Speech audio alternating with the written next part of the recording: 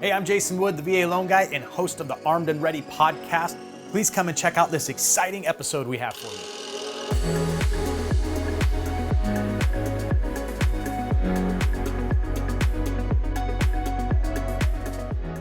Hi, and welcome to another episode of the Armed and Ready podcast. I'm your host, Jason Wood, the VA Loan Guy. Today we have a great friend and awesome guest on the show, Dan DeVille with Sentry Residential. Dan, thanks for being on the show, man. Jason, man, first of all, thank you so much for having us. This is an awesome space. I love what you've done with the studio here. Thanks, brother. Continuing to evolve, right? Just get better and fine-tune what we do. That's right. That's right. So a lot of our guests aren't familiar with what Sentry Residential is. Yeah. And you know, oftentimes we're talking about, you know, the transition from military into the civilian or entrepreneurial field. So tell us, you have an entrepreneurial background. So let's have everybody kind of get to know who Dan DeVille is. Yeah. And how did you get to being in San Diego and working with a real estate firm? Yeah, absolutely. Like many people's journeys, it never, ever looked in the early days like it was going where it is right now. My background, actually, I wanted to be a pediatrician. I wanted to take care of kids because kids have always been my passion, and I was good at science. And I thought that was a great little cross-section of the two. As I was finishing a chemistry degree, a philosophy degree, and a pre-med certificate, getting ready to go into medical school, the summer between college and medical school, I was working at a medical office, and my sister, who worked for Sony PlayStation, the video game company, calls me up and says, "Hey, Dan, we had someone that was supposed to start Monday that quit on us, and now we have a role that's open that has to be here on Monday. Is there any way you could be a temp for just a couple of months and kind of get us going?" And I don't know, maybe, like, my aunt who worked at the medical office goes, "They want you to travel and play video games, and you're thinking about saying no to this?" So it very quickly became a yes. I then started doing that. 2 months in, the hiring manager for Sony calls me up and says, "You know, we've interviewed many other people for this role now. It was a mid-level management role. Like, we don't know if anyone's going to do as good of a job as you are without any experience if they were to come into this role. Is there any chance you'd consider changing from a temp to actually being full-time with us?" And thus started my business career, you know, 23 years old, 22 years old, making more money than I should have been making at that age. But found out that even doing that role, I could still find a way to serve people. I could still find a way to actually change people's lives, which is what I wanted to do as a doctor and a pediatrician. And I would go out on these big Sony events, and I'd see these kids that were left behind, overlooked. No one really seemed to care about them, and they'd be shoulders and head hung low. And just me having, you know, a microphone and being an MC for Sony or whatever, going up and talking to them and like showing some passion and some care for them, all of a sudden made them stand tall, stand proud, and feel some joy. And that kind of, for me, was the delineation between you can actually serve with purpose and still be in business and not have it just be about, you know, dollars and cents and everything. And that really set up everything else, which then led to a headphone company that a couple guys and I launched back in 2008 in the middle of the financial crisis. Only by the grace of God did that company actually eventually become, you know, $100 million in retail revenue company. Sold that off to Harman, who sold it to Samsung, which that ultimately brought us out here to San Diego for a private equity firm, which then private equity, if you have done much with that, unfortunately, more often than not means the ones and the zeros, again, are the only thing that matter, and people kind of get lost by the wayside. Yeah. Walked away from that, and then met Mike Giselle, who is a good friend of yours and mine, who really kind of inspired me to consider being in real estate. Coupled that with, you know, growing up as a military dependent with my dad, and really found a passion place for Sentry. That's really cool. And just so people, like, I recognize the headphone brand because I was at the gym one day years ago and forgot my headphones. Yeah. So on the little rack there, I'm like, shoot, I got to have some headphones. This is like before Bluetooth headphones. Yeah, right. This was a while ago, right? Yeah. And they had, you know, a couple different choices there at the 24-hour fitness I was going to. And one of them was your buds. Yeah. And I was like, oh, that looks pretty cool. Has a little thing for your ear to keep in your ear and stuff. And so I bought them. They were cheap. They're like $25, totally, right? And bar none, like the best headphones I've ever had at the gym, right? Yeah. And eventually, like, I wore through them and bought another pair. Yeah.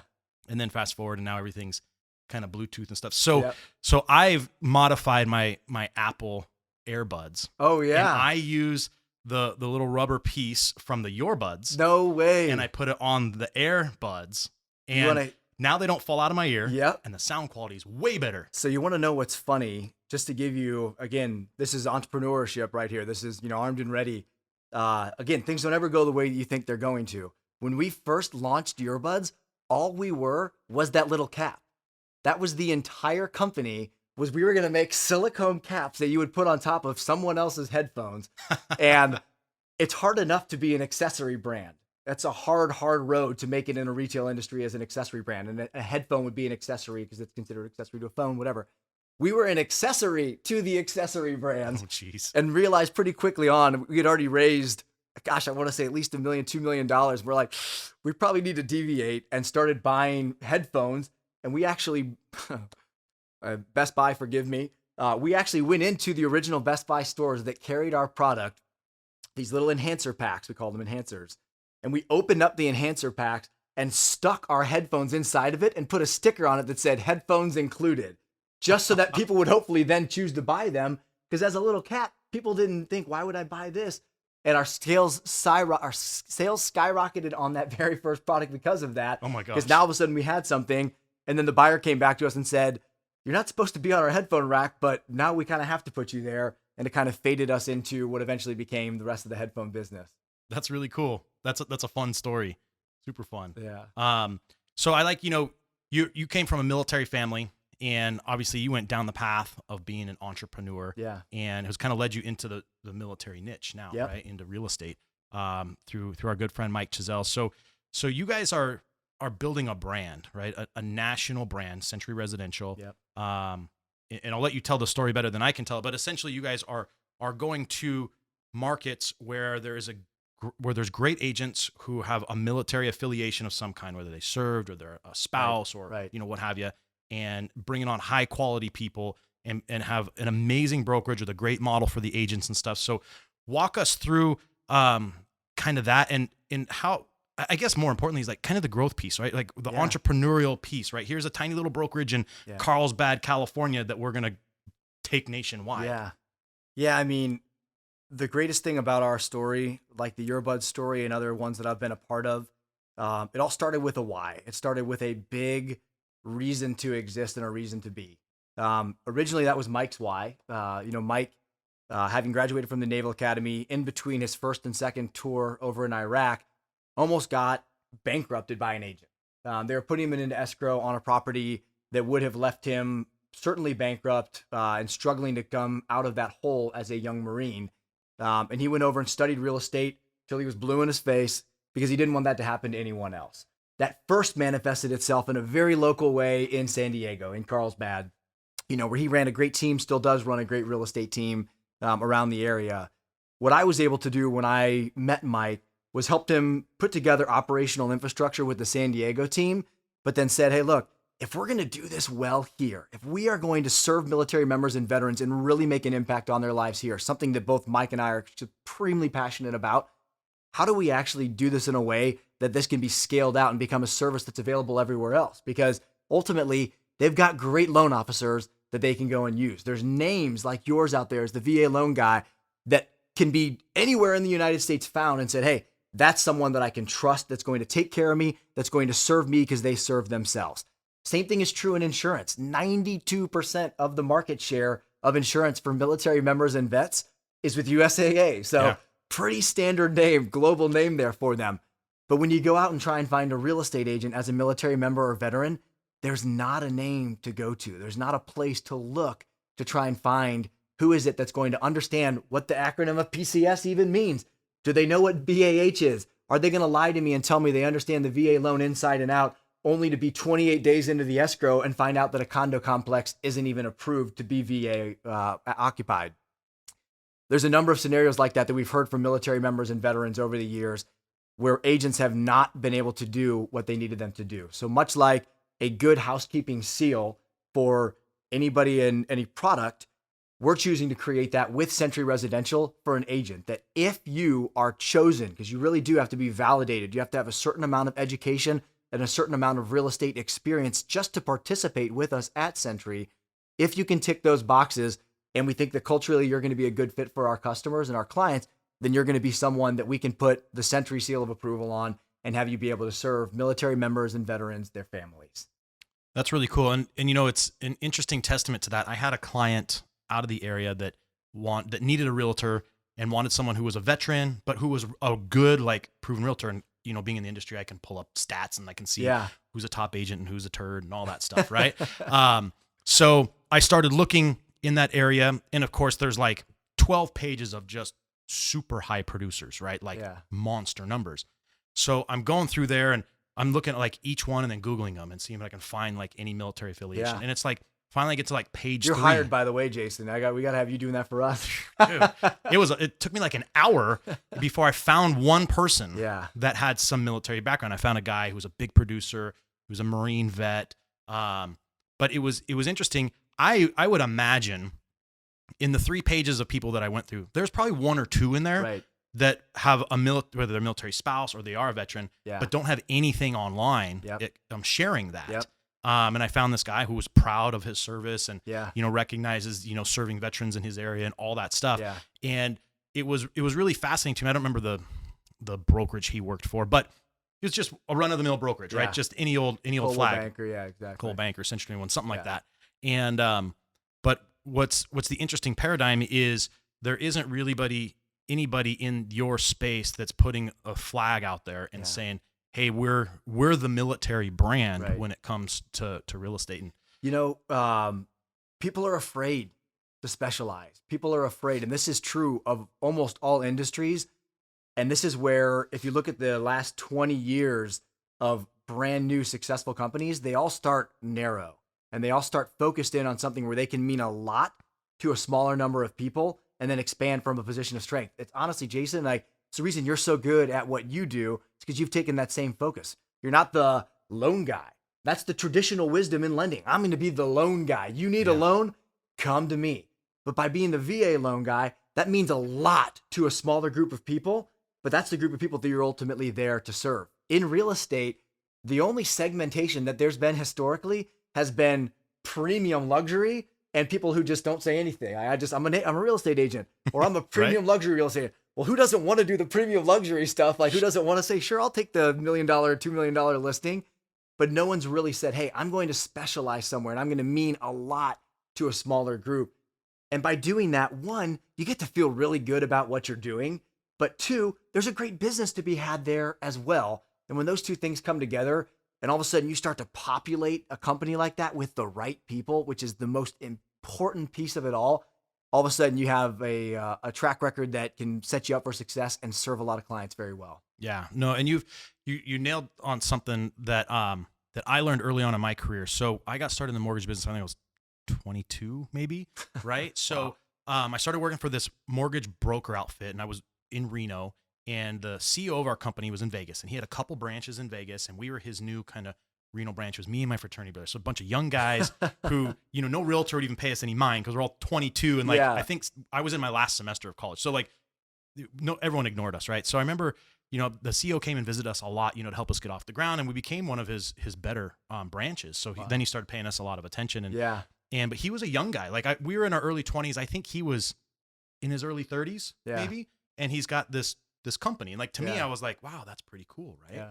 And he took it from, I don't know, 4 or 5 offices as a broker, grew it to like 44. Wow. And then turned it into a mortgage bank. Like, had a lot of growth. And so I remember talking to him one day and I'm like, dude, how did you get to the point where you could start like your own and build it and grow it like that? Because, it's one thing to just be a loan officer and another thing to like escalate to the point where you can do this, right? Yeah. And I'll never forget what he said. He said, or I asked him like how he cut his teeth and got there. And he's like, well, I'll tell you this. He's like, the riches are in the niches. Mm-hmm. And I've never forgot that statement. He said, when he started being a loan officer, he discovered subprime loans. And this was before subprime was a popular thing. Right. So this was, probably late 90s when he got into it. So like the subprime thing was really big, like 04, 05. That's when it was like blew up. But we were already deep into like 30 branches by the time subprime was a big deal. So he was like, I just niched myself. He's like, I was young, so no one's going to pay attention to me because I was like everyone's kid. Yep. He's like, so I just found a niche that I could go after and I just dove hard into it. And he's like, and I made a ton of money because I was the only one Yep. that was going after it. And he's like, I had some competition, Yeah. but everyone else was, like you said, the lone guy. We'll just do it all. And he's like, I could do the other stuff. He's like, I just went after the subprime. Yep. So now he's like, I'd go into every real estate market, our office, and everywhere else, and I was just the subprime guy. Yeah. And totally blew up. So I love talking about like serving in a niche because it's totally a differentiator, right? Absolutely. It sets you apart regardless of what your niche is. Yeah, that's right? exactly If you're the luxury agent, then you're the luxury agent, Yeah. right? Like you're probably not selling the $90,000 house in East County. That's exactly probably not right. your thing. Well, and there are, in our industries, there are so many different ways that people do choose to segment themselves. I mean, simple ones are like things like a geographic farm, like, and a great agent. So for those of you, if you're exiting military and thinking about what's going to be coming next, first of all, if you haven't looked into real estate or lending, like either one of these career paths can be, please hear me clearly, can be great career paths for exiting military members. I know Jason and the team at Amnet, they have a phenomenal program of helping people to become loan officers. We actually do something very similar on the real estate side, where we have a boot camp where we put people through after they've been licensed. And if they've shown that they have the propensities and just the character traits that you're going to ultimately need to be a successful real estate agent, which doesn't mean that you just roll out of bed and all of a sudden you're an exceptional real estate agent. You have to be willing to work hard. Chances are you're going to have to be personable. So if you're a wet rag of a personality, I'm sorry, but you probably want to find another career path than lending or real estate. But a lot of the hard work is already ingrained. You've already proven yourself in the service that you've given. If you got the work ethic, and then you can step into a company that actually is going to understand you, that's going to care about who you are and actually propel you with things like actually giving you training, actually giving you services, potentially even giving you leads and the like, so that you can have an income coming out. Now you're talking about, we have 2 young men right now, both of them active duty Marines right here on Pendleton, both of them going through a skill bridge program, which is last 6 months of your military career, you can actually participate with a company, get trained up on a particular craft or trade, and then with the hopes of that turning into a job for you after you have finished up the skill bridge program. Well, these 2 young men have had the opportunity to get licensed, and they've already built their network and their sphere where their pipeline, one of them actually already finished the skill bridge internship. By the time he had finished the skill bridge internship, within a month, he had 3 escrows for a total of, I want to say, like $1.5, $2 million. That's awesome. Of real estate, which there are agents that'll work their entire life, make decent money and never do $2 million in real estate in a single year. I mean, that's the reality of the industry. Yeah. Because these young men have the talents and because they came into a program that was able to enable them to be the best that they were going to be able to be as an agent specifically focused on military members and veterans, they're shooting out of the cannon with some speed right out of the gate. Yeah, no, that's really cool. And what's interesting about our industry, and a lot of people look at it like, because it's commission only, right? So, Right. So, you eat what you what you kill, right? So, you can show up to work at noon. Yeah. Sure. Yeah. And you can be done at 1. By all means. No problem. Yeah. Right. But it's the amount of work that it actually takes. Yep. There's a lot. It's a lot of time, a lot of hours, and there's a lot of self-discipline. Yeah. And I think that gets confused with people who get a lot of people get the real estate license Yep. and think it's just going to be easy, slam dunk. Everyone I Yep. know is going to send me their business. I'm going to Yep. be rich. It's going to be easy, a walk in the park, right? It's not that at all. And Right. it's hard to have, especially coming out of the military, I think sets you up because you're so used to discipline. Yeah. But now it's self-discipline, right? It's Yep. not so much like, the person ahead Right. of you giving you an order. Yeah. It's like, okay, well, I don't have to be to work at any time, but I should probably get there at 8. Yeah. Yeah. Okay, that's going to be my start time every Well, day now. You got to totally. set that up. And I think that, the young entrepreneurs that are watching this and listening to this right now, if you're that person, if when it is 7:30 in the morning and you're looking at your watch and you're like, I haven't done anything yet, and you're kind of getting the shakes, you're probably going to do fine because that you're someone that is self-motivated. For me, I love my kids and I love hanging out with my kids, but in the morning, every morning, there comes a time after I've played with them, I've done, a morning devotional, spent some time in the Word, made my wife breakfast, and I've done all that by literally 7:00 many mornings. And I'm like, I think I got to get to the office now. And I don't have to be at the office even for me, but it's like, I want to get there because I know that the time that I put in there is going to increase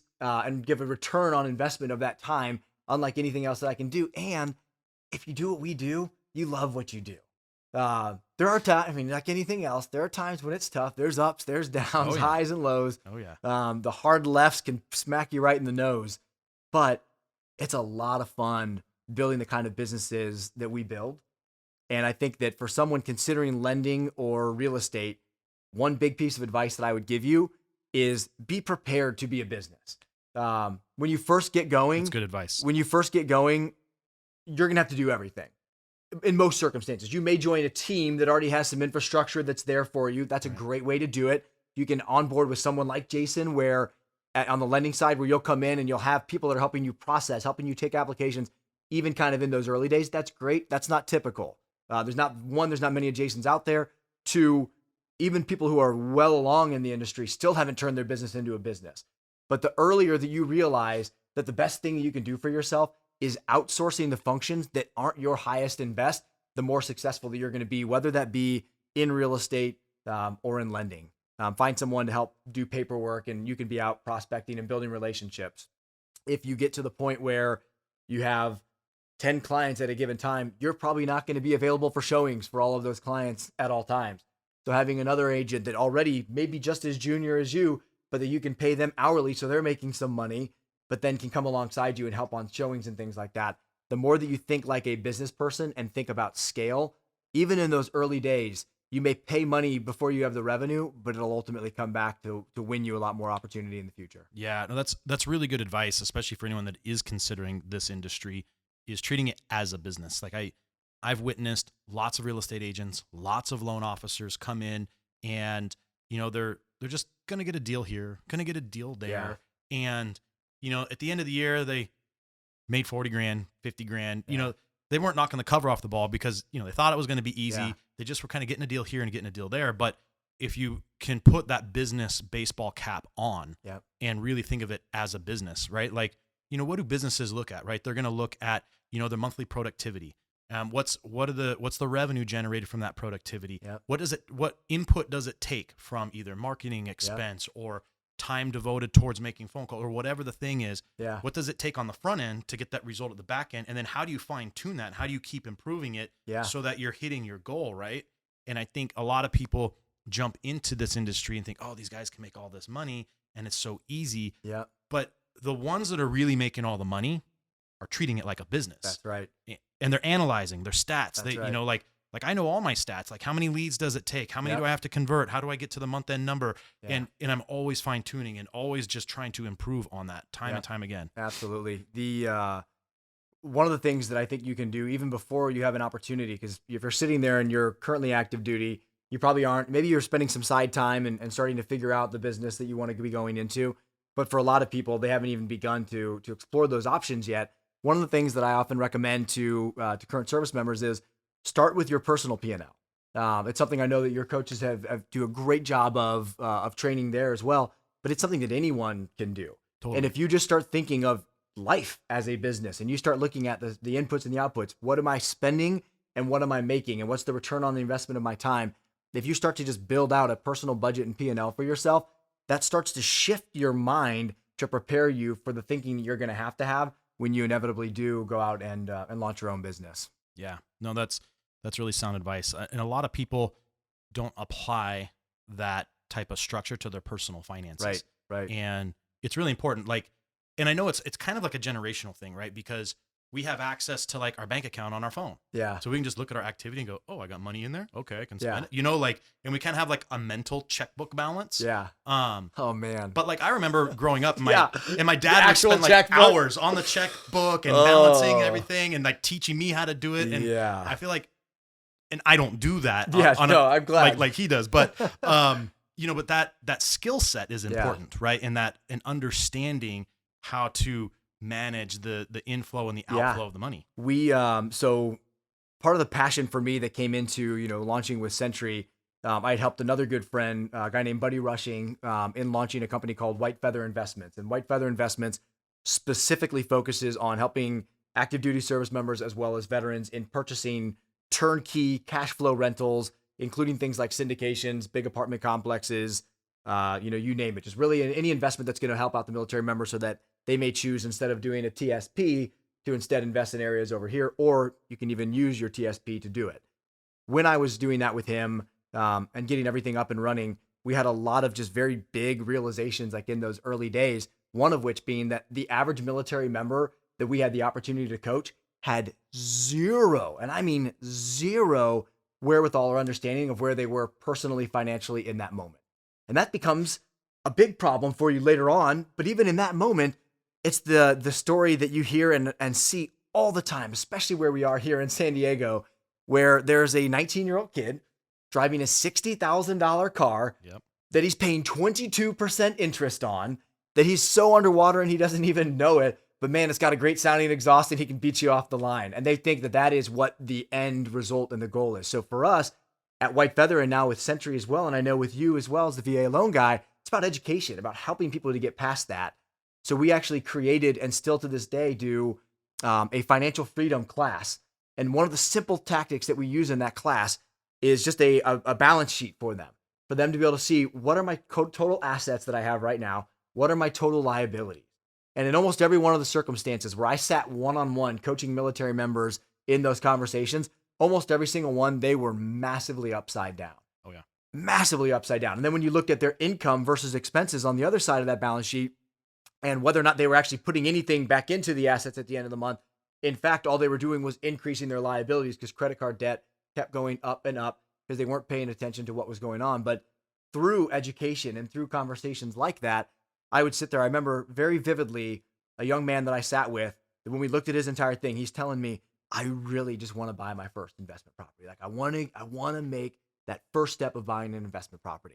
So we looked at his entire sheet together, and one of the line items on there was a vehicle that was worth roughly about $35,000, and his debt on it was about $15,000. So it was $20,000 of equity that he had in this particular vehicle. That's rare. Very rare. Lucky him that he actually like bought it right and put some money into it. But still, I'm looking at this with him, and he's just telling me about how much he loves his truck, and he's going on and on about this truck and how great it is. And I'm like, all right, well, you're going to have to make a very big decision for yourself. Which do you love more, a cash flow producing investment or this truck that you're driving around in right now?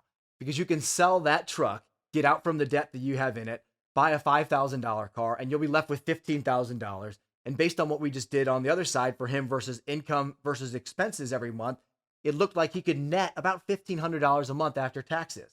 So I'm like, give it another 3-4 months, $20,000 with the programs that we had set up then. We're like, we'll get you a property for $20,000. You'll be able to afford your first cash flow investment, but it's going to take a tough decision of giving up your baby, that beautiful truck, and then being able to actually accomplish the savings that you say you can accomplish over here on the other side. Yeah. And sure enough, 4 months later, he was buying his first investment property because he made that tough decision. Yeah. And it's interesting. Like we joke about it, but a lot of these guys will, get into the military or get their re-enlistment bonus or whatever, and they go buy a truck or a Camaro, right? That's the thing, right? And they go to that Charger. Yeah. Or the Charger, and they go to that sales lot that's right in front of the gate, that's like, those guys are smart. They're sharks, right? But, it's interesting. So the national average for a car payment is $500 a month. That's the average. And that's usually around a $30,000 car or $30,000 loan anyways. But when I talk to people too, and I believe that education piece is so important, $500 a month is equivalent to about $100,000 in mortgage debt, which is tax-free, buys a home, all the things, right? So principal pay down, I had a very similar conversation with a guy a couple years ago, and wanted to get pre-approved, and so we pre-approved him, stretched him to his max, and so he starts looking at houses and just finding nothing. He just for that price point, just nothing's working out. And he's like, "How can I get more? How can I get more? I need to get into this price bracket." And so we looked at everything, and I had the same conversation. I was like, "Well, you got this payment here. It's like $525 a month on this vehicle. Well, tell me about the car." "Oh, my truck. I love it." Like the same exact story, just in love with this truck. And I said, "Okay, well, you got a tough decision to make. Same thing. Do you love the truck more, or do you want to get into real estate?" And I said, you need to get rid of that truck." He's like, "Oh, well, I'm not going to really make any money on it." I'm like, "Can you get out from under it without being upside down?" He's like, "Yeah." I'm like, "Sell it." Yeah.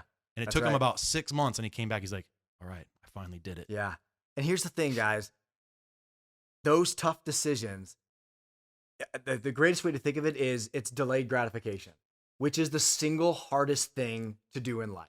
Delayed gratification, I'll tell you right now, you look at Jason. Look at my man Jason right here, okay? This is one of the fittest guys you'll ever meet in your entire life. Do you think that he goes home every night and grabs a bunch of like donuts or ice cream? Like, probably not. Like, that's not his nightly activity. Would he like to? Who wouldn't want to? Like, Sure, yeah. ice cream is like the nectar of the gods. Like, who doesn't want to eat that at all times? But you choose to make the hard decisions now, and you choose to do that because of the benefit that you actually get to have, which is a longer, healthier life, which is hard to think of when you're in your 20s and your 30s. Like, oh man, what do I care if I'm, decrepit and my knees are beat up because I was 20 pounds overweight, 30 pounds overweight my whole life. When I'm 70 and I get knee replacement surgery, the 70-year-old me will have to worry about that. Guess what? Someday you become that 70-year-old you. So we can do this every day in our lives, is choose something that's going to be better for us in the long term and sacrifice something short term. There's a great quote from, and I'm going to butcher the quote, but from Warren Buffett, where he says, the most important thing for him wasn't the money that he made. It was every dollar that he saved.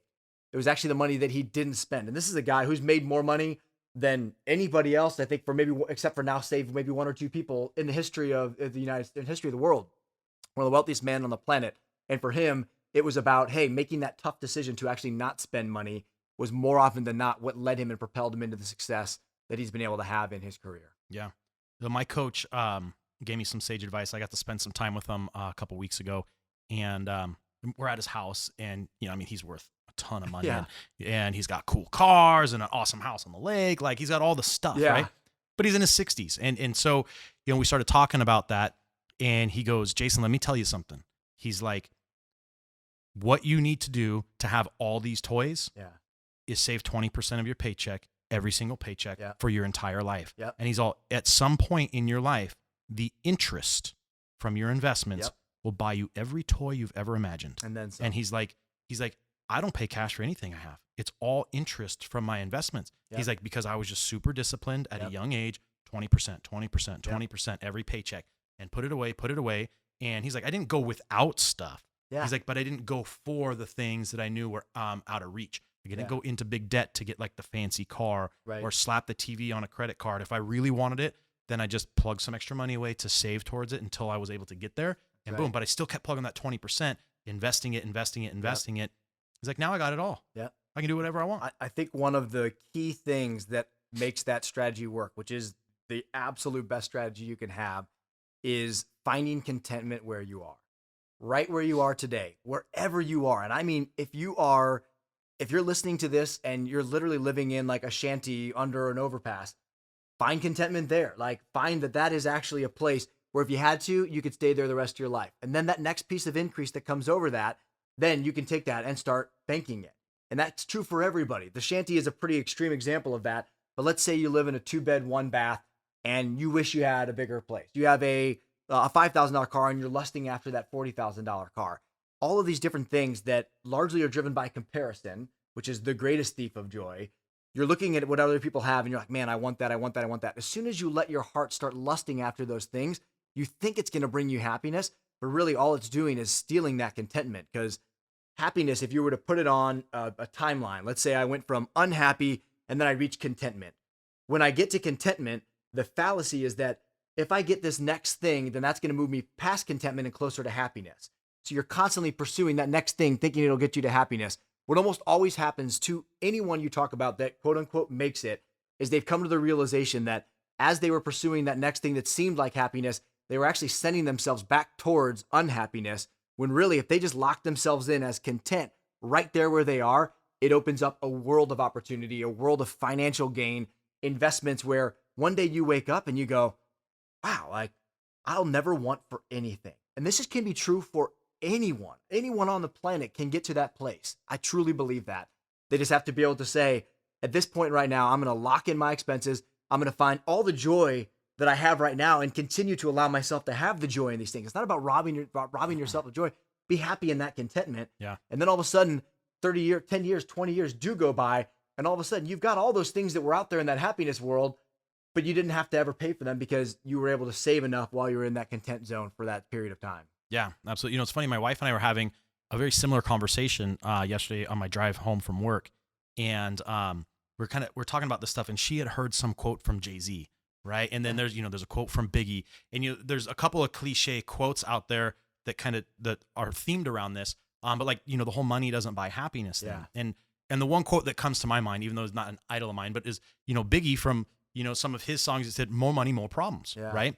And that's true. I've got that and the Thug Life tattoo. Actually, you just can't see it right now. Yeah, same here. But there's a lot of truth in that, Absolutely. right? So it's not, that lust after more money does bring on different problems, right? And there's a myriad of what they can be. And my wife was saying she had just heard this quote, which was the first time for me hearing it, but something that Jay-Z had said, and again, I don't idolize either of these people, but both of them made lots of money, and Jay-Z is a tremendous businessman, business right? person, absolutely. And he said, if you can't afford to buy it twice, don't buy it. Yeah. And I was like, that's pretty profound. That's interesting. Yeah. Right. I mean, that makes you think. Yeah. About like, if you're gonna go buy some cool thing, if you can't afford to buy it 2 times right now out of your account, you shouldn't buy it. So I love that as a personal, practical application. Yeah. I've always had a rule of thumb. Me, Jason, I love cars. Like I don't spend money on a lot. I'm in that content zone where I'm like, hey man, I can live my life and be happy for the rest of my life here. So why spend more than that? So what that gives me the opportunity to do is invest and be generous. Like we give away a ton because it's like, we don't need it. There certainly are people who do need it. So that's been what the opportunity has been for us. But we take on that same approach of, ultimately you can either own your things or your things can own you. So the more things that you own, oftentimes it ends up being the latter. And it's frustrating to have the clutter. It's frustrating to have the financial commitments and the payments that come along with those things. I love that idea of being able to buy it twice. For us, like it was cars. Like I love cars. Jason, like I know you love cars too. Yeah. My rule of thumb with cars has been never buy a car I can't buy cash. And there's a lot of people who would tell me that is ass backwards thinking. They would say, what are you talking about? Like buy an investment with the cash, let the investment pay for the payment on the car that you want to buy. That's a common theory and a common philosophy. And I actually don't poo-poo that philosophy. That's great for many people. For me, I'm like, I won't buy the car that I would otherwise buy because I'm like, if I have to pay it cash, there's a sting that comes along with that. Right. A monthly payment I can maybe cover, but if I got to spend a bunch of money on that car, it's going to prevent me from going, overboard. But you got me thinking, Jason, I think there's actually an application of that in business as well, that don't buy it unless you can buy it twice. There's a lot of talk, about how to be a successful startup, how to be a successful entrepreneur. Been blessed to have had a couple of go-rounds at this whole entrepreneurship thing. And one of the things that a lot of wise mentors and sage advisors have said and are now even continuing to say more and more is, contrary to what you may think, one of the worst things that can happen to your business is having too much money. Stick with me. One of the worst things that can happen to your business is having too much money, because you lose the hustle, you lose the grind, and more importantly, you lose the creativity. So the things that you're normally like stretching and reaching for, you're not going to reach for as much anymore. Same thing happens when you rely too heavily on paid advertising. It's the same conundrum. Like you're relying too heavy on paid advertising, your product will never mature, or your service will never mature to the level it needs to, because you're getting all this positive feedback. You're getting clients from all these places. That just tells you, oh, I must be doing a good job at this. When really, if you're not relying on paid advertising and you're instead relying on organic growth and natural growth and content and the like, that's going to mean that you've actually created an audience. You've created people that really value what it is you're doing. And then at some point, you'll get to the point where you've seen the trajectory of growth that you really need paid advertising to supplement. So many people get just right on the paid cheat right away. And ultimately, they get to a place where it's not sustainable, because just recently, Facebook or iPhone with their iPhone 14.0 or whatever we are, I think it's 14.0. Now the new Facebook algorithm, because of the way that the level 14.0 allows you to actually do your privacy settings, ads on Facebook have gone up by 25% in the last couple of months. So all these businesses that are relying on Facebook as a key driver of their business for paid acquisition, their cost just went up by 25%, which for many of those companies could be enough to put them out. 25% margin hit, they could disappear because of that, because they haven't built an audience, they haven't built something endemic. So well, it makes you complacent too. Absolutely. Like what you're saying, having too much money, right? Because like you said, the drive diminishes, the hustle diminishes, because it's like, oh well, I don't really need to work that hard today. I don't really need to make that many phone calls. Right. I don't really need to stay at the office till 5 today. I'll leave it. Like all that stuff starts to set in that complacency. And I see it in our industry a lot with the paid advertising, right? Like both on the mortgage side and the real estate side, there's a lot of people out there who survive off paid leads. Yeah. And like you were saying, it's kind of like that like the happy drug, right? It's like, Yeah. oh, well, I didn't close this one. That's okay. 3 more came in today. You know, Yeah, you know, right. eventually I'll get one, right? Yeah. And it just keeps coming. But the sacrifice that ends up happening is they're not building a sustainable, repeatable model that has any systems or anything to it, right? And then they don't ask the critical question that every business person should be asking themselves. Why did I lose that one? Because you got those next 3 that are coming in, so there's never an after action report. Right. You get so just grooving and business going that you're not having after action. You're not actually pausing and reflecting. I named my daughter Selah. Selah is from the Old Testament, and it means pause and reflect.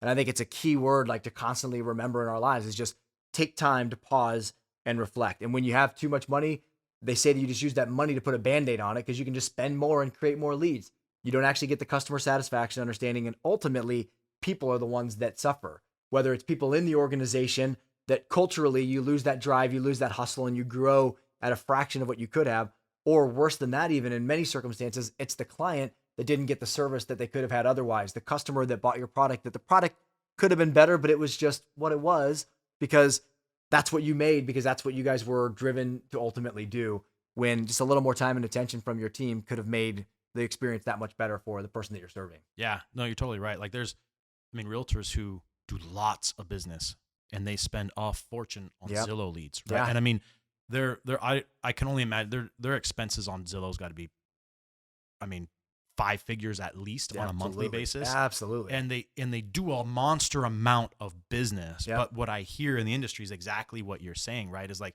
the service, the customers aren't really that pleased, but they kind of got hooked into their process and are like, I'm in it. I got a guy that's fine, right? Yep.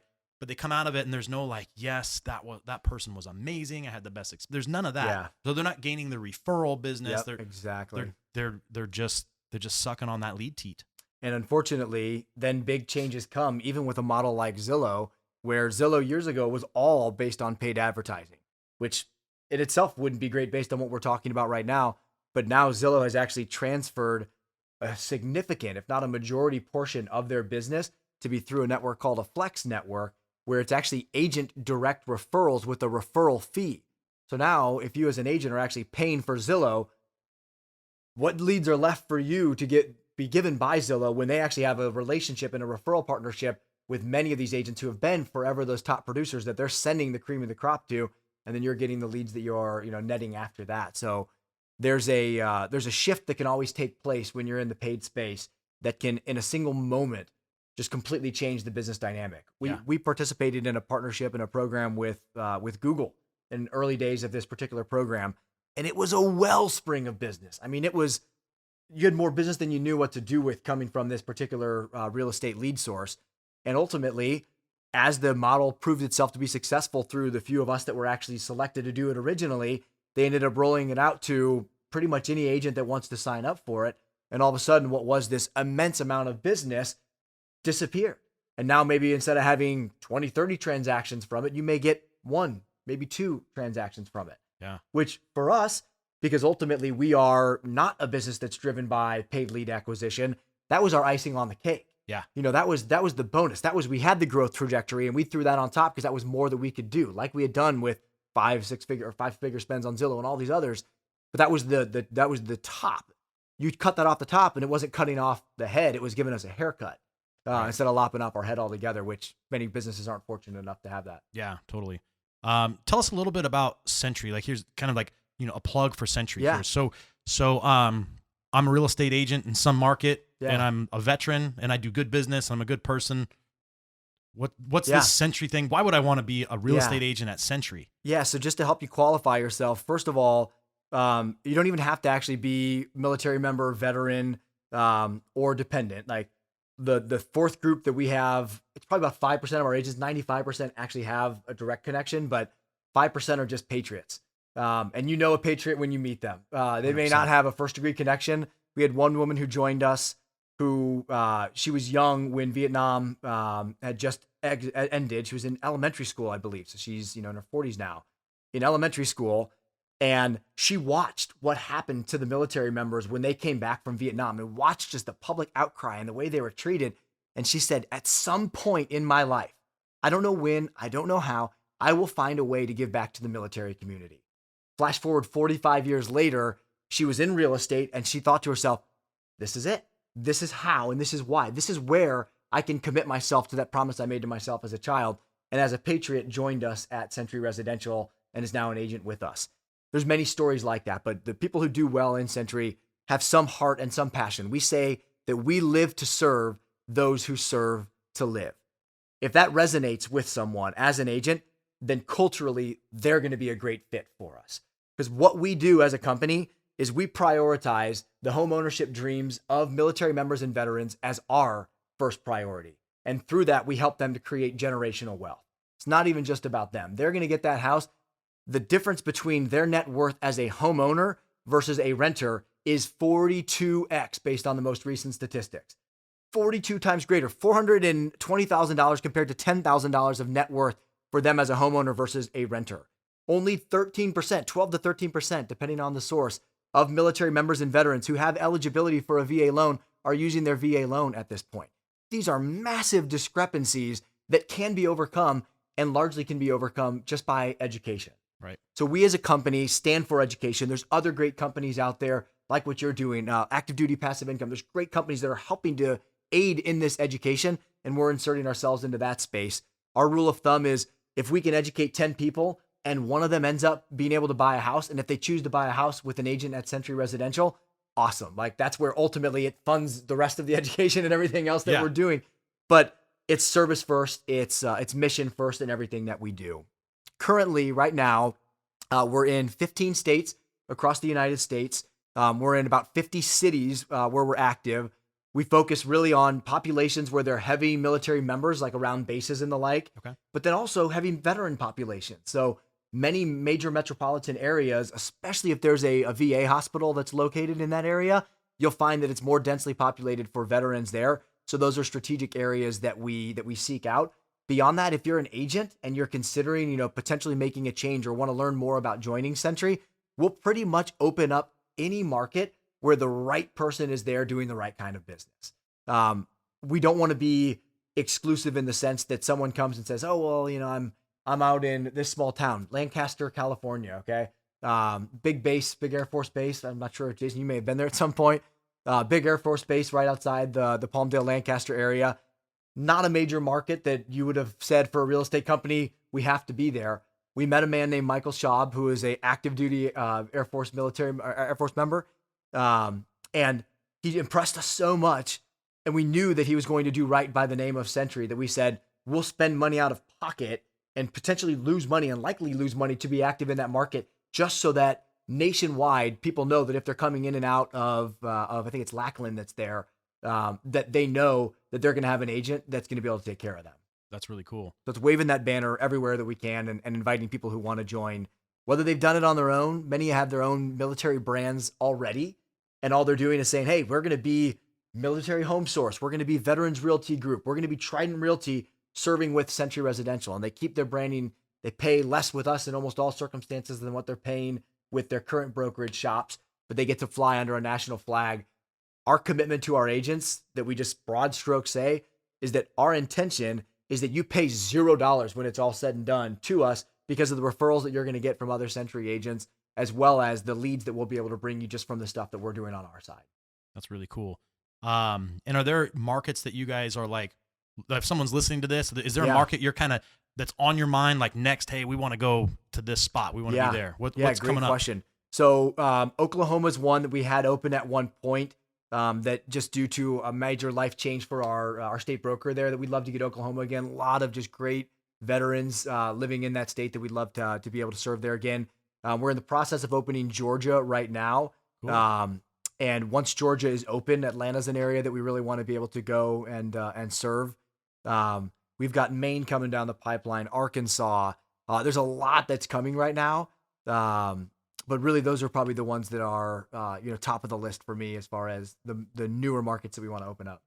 That's great. Well, if people want to check you guys out, what's your website? Where can they go? Yeah. So if you go to sentryresidential.com, if you are, a military member, veteran that's potentially considering buying or selling a home, we've got some great resources and tools there. You can see a rent versus own calculator that will help you understand what my financial net worth would be after a period of years that you select if I rent versus if I buy. If you're already a homeowner, we've got a home valuation tool that's pretty darn accurate where you can plug in and see what your home would be worth even in today's crazy market. And then we also have a careers page on there as well, that if you're an agent and you want to learn more about what it would be like to serve with Sentry, you can go and read through all of our offerings. I was just sharing with a new employee today that two things that we really focus on is on the services. We want to be giving more and better services than what other real estate companies are giving. But then on the cost side, which is the other side of the coin for an agent, we want to be charging much less than what they are. So if we get that value stack right, and someone likes the military bend and really likes to serve in the way that we like to serve, it really, for many agents, is an absolute no-brainer. Yeah, it sounds like it. And I can attest to, just having known you and Mike and done a lot of work with you guys, that it's absolutely something that people should look into, whether they're looking for an agent or they're an agent looking to hang their license somewhere, and they're a patriot and they're passionate about the military. These guys are no joke, like real down-to-earth, solid dudes who, they wear their heart on the sleeve, as you can tell just by, listening to Dan today. They wear their hearts on the sleeve for the military. And it's a huge kudos to you guys, and I love what you're building. Well, thank you. And likewise, too, for anyone, I assume if they're listening to this, they probably already know who you are, but we've had the opportunity over the years of doing countless clients that we've served together with our business and with Jason and with the team here, that I would say hands down, there's probably no loan officer that we've worked with that we've had as good of a consistent experience with as we have with Jason and the team here. They know their stuff inside and out. If you are considering using a VA loan, there's probably no one that knows it better. In fact, if I have a question on something with a VA loan tomorrow, I'm probably calling Jason to ask him for some sort of support on that. So anytime you get a chance to have a conversation, whether it's just for education, whether you actually have a need for a loan, you can't get with a better team. Thanks, man. Thanks. Yeah. And I think, both resonates with all of us, was that education piece, right? Right. And so oftentimes I feel like, people reach out to a lender or a real estate agent and they're just trying to sell them on being a transaction. Yeah. Right. And it goes back to that whole service mentality. And I think you guys have the vision right, which is serve the people, the business will come. And that's one of my mottos, like serve the people, the business will come. Yep. So I talk to people all the time that I never do a loan for. Right. But we might spend a half hour on the phone just on a deep VA education. Absolutely. And poof, they disappear. And I don't mind because, would I love to have the loan? Of course, that's what supports me and my family. But at the end of the day, it's just sharing that knowledge and that education. And, hopefully they share it to somebody else, and it helps this military community, turn that 42X into a reality. That's right. And for every one of those people that we have the blessing and the opportunity to educate, there's just a compounding effect of that. If there were more people like us and more companies like ours that were really focusing on how do we actually serve and how do we educate, the compounding effect is that person talks to two people that they may be serving with the next day. Those people talk to two people, and all of a sudden you've got a wildfire of education, especially for something that's tied to their finances.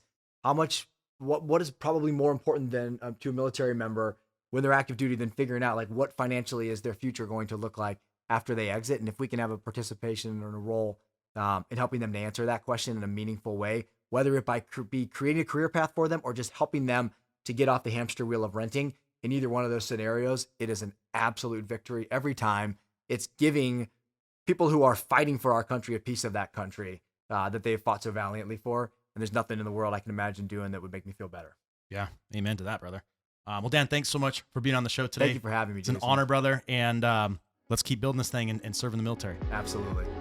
Thank you so much for checking out today's episode. If you have any questions about the guests on the show, please reach out to me at valoanguy.us.